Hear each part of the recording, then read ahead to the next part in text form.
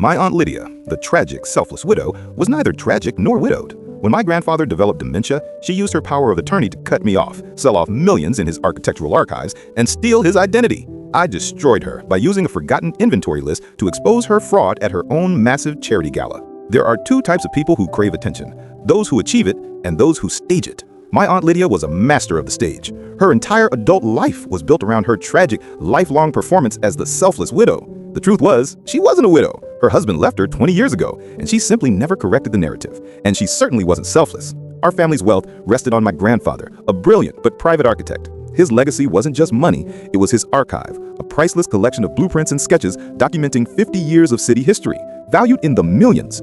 When my grandfather developed severe, progressing dementia, Lydia saw her final, biggest opportunity. I was the one who was there every day. I was the one who remembered his medication schedule, but Lydia, through sheer noise and legal maneuvering, convinced him to sign over full power of attorney to her. I fought it, but the POA was granted. The shift was immediate and brutal. The day the POA transferred, Lydia called me. "Don't bother visiting him anymore," she said, her voice dripping with fake concern. "It's too confusing for him. We need to respect his privacy." I was officially exiled. The scapegoat was gone. The golden child had seized the throne. She immediately started draining the accounts. She told me and everyone else that Dad, my grandfather, wanted her to sell everything to cover his rising specialized care costs. The truth was, she was draining his liquid assets to finance her own extravagant, entitled life.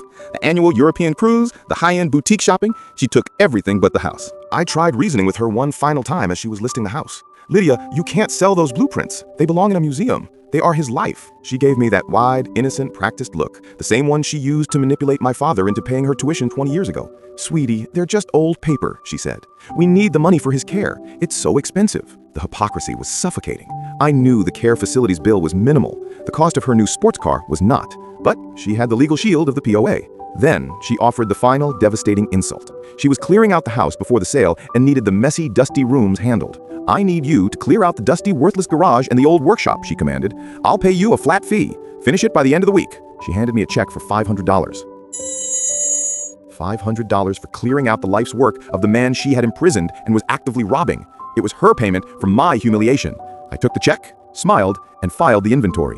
While clearing the workshop, I found the only thing she missed. Beneath a heavily bolted-down workbench, there was a hidden space. Inside, a small iron box. It wasn't locked. It contained the real treasure, the original handwritten inventory of the architectural archive, signed and notarized in 1995. This wasn't just a list. It was a legal document proving what the collection should contain. I scanned the inventory and immediately saw the discrepancy. It proved two things. First, she had already sold off the most valuable early sketches years ago, defrauding the estate. Second, it revealed the location of the missing centerpiece, Grandpa's masterpiece model, a complex urban plan stored off-site, which she had completely forgotten about. I didn't go to the police. I went to the Civic Museum of Architecture. The curator, Dr. Evans, was my only hope. It took weeks of silence and patience. Dr. Evans, thankfully, was a true believer in my grandfather's genius, but she was bound by immense legal and bureaucratic hurdles. "We can't just seize property, even if it's priceless," she explained over coffee. "We need proof of imminent destruction or illegal intent, and we need to locate that centerpiece model immediately, before the house sale closes." This became my next task: intelligence gathering. I tracked Lydia's schedule, her meetings, and her contractor's visits. I had to sneak back to the house during an open viewing, avoiding the nosy realtor, to confirm where the model was moved. The tension was suffocating. I knew Lydia's son, her co-conspirator, was occasionally checking the house. One afternoon, while I was photographing a storage unit receipt slipped under a floorboard, I heard a car pull up.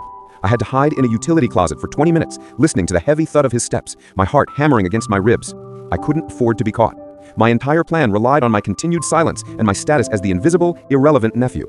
I finally located the off-site storage unit and passed the address and the specific unit number to Dr. Evans. "This is it," I told her. "This is the final piece. If you can get the model, you have the proof of her intent to conceal." With the model's location secure, I focused on the moment of reckoning. I knew a court order would be too quiet. I needed public, inescapable humiliation. Lydia was throwing herself a massive New Beginning gala, a high society charity event where she planned to auction off a few minor sketches to cement her image as a selfless philanthropist. She was leveraging the very archive she was destroying to elevate her own status. The day of the gala arrived. The city's elite were there: investors, politicians, media. Lydia was floating in a designer dress, accepting praise for her courage and sacrifice. She was performing her tragedy for the highest possible audience. I was 2 blocks away, tracking the newswire. My phone buzzed constantly as Dr. Evans kept me updated on the legal wrangling required to seize the model from the storage unit. It was down to the wire. Finally, the text came. "The acquisition is complete. It's magnificent. It's safe." I walked to the venue, standing across the street, watching the spectacle.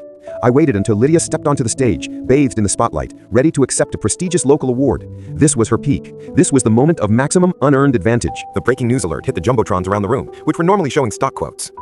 Headline: Architect's masterpiece secretly rescued from sale. Curator praises anonymous family member. The screen showed a massive, stunning photograph of my grandfather's urban planning model, now resting proudly in the museum, with a banner proclaiming it the centerpiece of the new, permanent architectural legacy collection. The media scrambled. The article quoted Dr. Evans thanking the anonymous family member who intervened to save the legacy from poor management and imminent destruction. The focus shifted instantly from Lydia the philanthropist to Lydia the suspected fraud. The room erupted in whispering and angry phone calls. I received a panicked, incoherent voicemail from Lydia hours later. I didn't listen to it. I simply stared at the check she gave me, the $500 payment for cleaning out the garage.